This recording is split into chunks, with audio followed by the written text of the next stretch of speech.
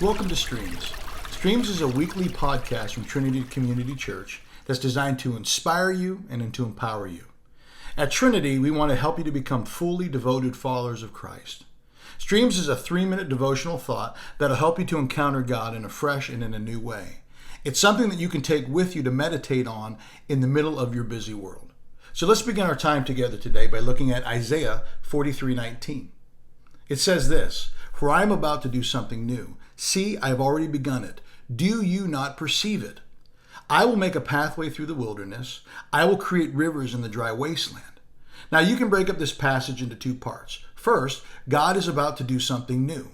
Second, God is telling us why we need something new. First off, God is always introducing something new into our lives. Why? Life is a constant, ever-changing experience. In fact, the only constant in life is change. Now, as humans, for the most part, we resist change. Most of us will hold on to the familiar before we step out and experience something new. For example, how do you feel when you go to your favorite restaurant and you go there and you take a look at the menu and you see that they've changed everything on the menu and they no longer carry your favorite dish? Does this make you happy or does this make you sad?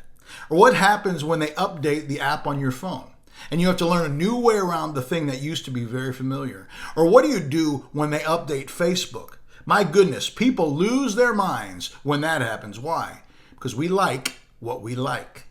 And we like things that are familiar, even if they aren't the best or we don't know why we do it. Things happen in a certain way, and that brings us comfort.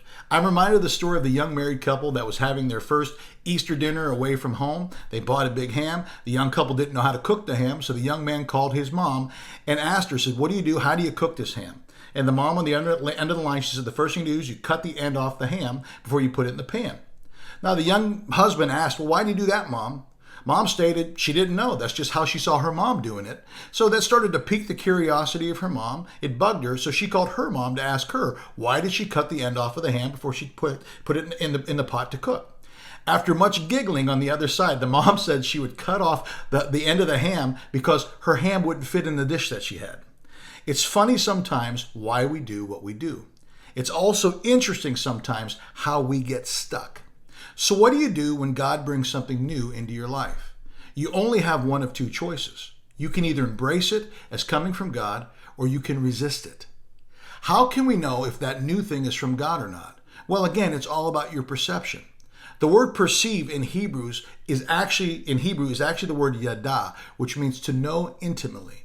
So what God's telling us here is pretty simple.